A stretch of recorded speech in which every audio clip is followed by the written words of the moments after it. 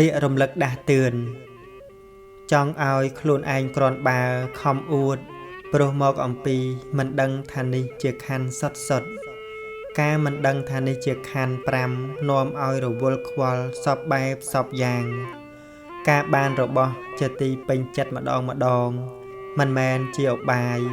នាំឲ្យរួចផុតចាកទុក្ខកង្វល់នោះទេ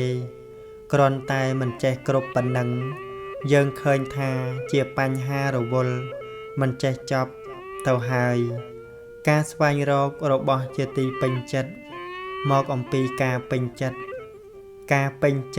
មកអំពីការត្រូវការមកអំពីការខ្វះខាតឯភាពខ្វះខាត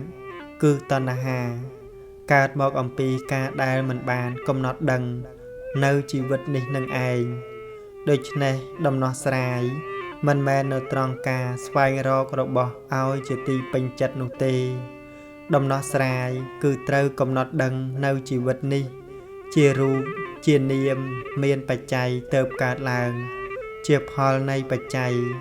អត់មានតួខ្លួនឯងដោយថ្ងៃបណ្ដាកូនដោយស្រមោលអត់មានត្រូវការអ្វីពីលោកនេះឡើយរលត់ទៅវិញអត់មានស្ថិតនៅក្នុងទីណាទេអ្វីដែលកន្លងទៅគឺបានបំពេញកិច្ចយ៉ាងត្រឹមត្រូវហើយទៅបានលះបង់ទៅរលត់ទៅជាអតីតាធម្មានេះជាធម៌ត្រឹមត្រូវណាស់ទៅព្រះអង្គទ្រង់ត្រាស់ថាមិនគប្បីអាឡោះអាល័យអតីតៈសុភមង្គលនៃជីវិតមួយអង្គម្នាក់គឺនៅត្រង់មានបញ្ញាបានស្វែងរកជួបនៅភាពត្រឹមត្រូវគ្រប់រឿងទាំងអស់ព្រោះថាគ្រប់រឿងទាំងអស់សុទ្ធតែមានបរមត្តធម៌ប្រកបនៅភាពត្រឹមត្រូវតាមហេតុតាមបច្ច័យរកឃើញការពិតទៅមិនមានការខឹងស្អប់និងមិនមានការចាប់យកដោយឧបាទានទោះជាពេលដែលមិនសប្បាយចិត្តក៏ដោយក៏មិនត្រូវឲ្យកិលេសកាមបបួលទៅរកការសប្បាយចិត្តឥតប្រយោជន៍នោះដែរគឺត្រូវរលឹកដឹង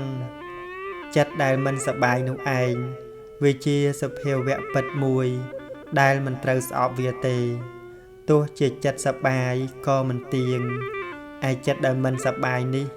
ក៏មិនមែនយើងដូច្នេះមានការរលឹកសិក្សាដឹងសភាវៈធម៌នោះតាមពិតទៅចិត្តរមែងស្ងប់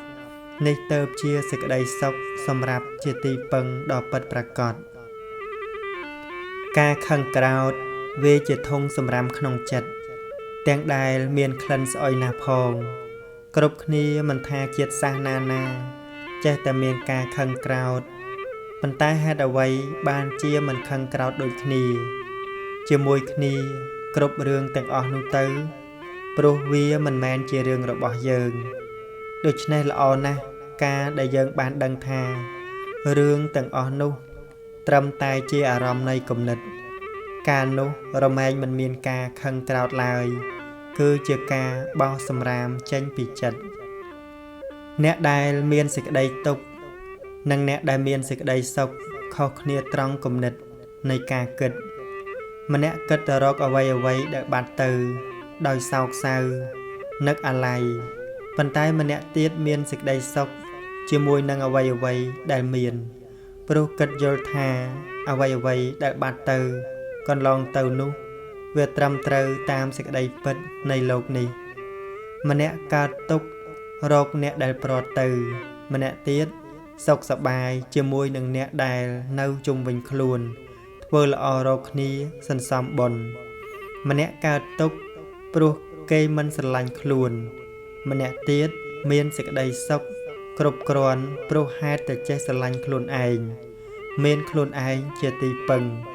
មានបុណ្យជាមិត្តសម្លាញ់ដ៏ល្អម្នាក់កើតទុក្ខព្រោះស្អប់គេម្នាក់ទៀតមានសេចក្តីសុខព្រោះឲ្យអភ័យប្រកបដោយមេត្តាចិត្តគិតឃើញថាគ្រប់គ្នាចង់បានសុខម្នាក់កើតទុក្ខព្រោះហួងហែងម្នាក់ទៀតមាននៅសេចក្តីសុខស្ងប់ព្រោះចេះលះបង់ម្នាក់កើតទុក្ខព្រោះមានគេរិះគន់និន្ទាម្នាក់ទៀតមានសេចក្តីសុខនិងអំពើល្អរបស់ខ្លួន ម្នាក់កើតទុក្ខនឹងគេធ្វើអាក្រក់ឯម្នាក់ទៀតមានសេចក្តីសុខព្រោះគិតដឹងថាមិនមានអ្នកណាធ្វើកិលេសឲ្យខ្លួនឯងទេហើយកិលេសនឹងឯងជាហេតុនៃអំពើអាក្រក់ម្នាក់កើតទុក្ខព្រោះក្តៅក្រហាយស្ដាយក្រោយចំពោះបាបដែលខ្លួនឯងបានធ្វើហើយឯម្នាក់ទៀតមានសេចក្តីសុខព្រោះឈប់ធ្វើបាបឯបាបដែលបានធ្វើហើយព្រោះលោភៈទោសៈនិងមោហៈជាហេតុម្នាក់កើតទុក្ខព្រោះប្រឆាំងនឹងការពិតឯម្នាក់ទៀតមានសេចក្តីសុខស្ងប់ព្រោះព្រមតាមសេចក្តីពិតនៃសង្ខារធម៌ដែលប្រែប្រួលម្នាក់កើតទុក្ខគិតដោះស្រាយជាមួយនឹងរឿងខាងក្រៅដោយកិលេសរបស់ខ្លួនមិនរួចផុតចាកទុក្ខឡើយឯម្នាក់ទៀតបានសិក្សាស្គាល់ទុក្ខដោះស្រាយទុក្ខនៅក្នុងចិត្តរបស់ខ្លួនឯងដោយបញ្ញាបានរួចផុតចាកសេចក្តីទុក្ខគ្រប់យ៉ាងប្រព្រឹត្តទៅតាមប្រក្តីធម្មតាចិត្តឯនេះទេដែលគិតថាយូរឬឆាប់ដូចជាយប់យូរណាស់សម្រាប់អ្នកដែលដេកមិនលក់ព្រោះទន្ទឹងរង់ចាំជាដើមឬថាមួយថ្ងៃលឿនណាស់សម្រាប់អ្នករស់នៅសុខសប្បាយម្យ៉ាងទៀតផ្លូវដដែលសោះគ្រាន់តែពេលទៅដូចជាយូរដល់វិលមកវិញដូចជាឆាប់នៅមានឧទាហរណ៍ផ្សេងទៀតដូចជាទ្រព្យរបស់អ្នកដដែលសោះស្មើមិនត្រេកអរអ្វីទេដល់ពេលបាត់បង់ទៅស្ដាយក្រោយលុះដល់ពេលរកឃើញវិញក៏ត្រេកអររើសបានមាសមួយដុំត្រេកអរណាស់ដល់មានគេឆក់យកមាសមួយដុំនោះបាត់ទៅវិញក៏ស្រែកយំកើតទុក្ខពេលដែលធ្វើដំណើរហាលថ្ងៃថាថ្ងៃក្តៅអាក្រក់ណាស់ដល់ពេលហាលអស់ហាលអាវថាថ្ងៃក្តៅល្អពេលស្រឡាញ់ថាគេស្អាតពេលខឹងស្អប់ថាគេមិនស្អាតពេលសប្បាយចិត្តថាលោកនេះគួរឲ្យចង់រស់នៅពេលមិនសប្បាយចិត្តថាលោកនេះមិនគួរឲ្យចង់រស់នៅឡើយពេលមិនទាន់ដឹងសច្ចធម៌ចង់ទៅផ្ចាញ់ផ្ចាលព្រះពុទ្ធអង្គដល់ពេលឃើញសច្ចធម៌ទើបជ្រាបអនន្តគុណនៃព្រះពុទ្ធអង្គដូច្នេះទើបត្រូវស្ដាប់ធម៌អប់រំចម្រើនបញ្ញាដើម្បីគ្រប់គ្រងចិត្តកុំលំអៀងខុសពីការពិតទើបបានជោគជ័យក្នុងដំណើរចេញចាកអំពីសេចក្តីទុក្ខ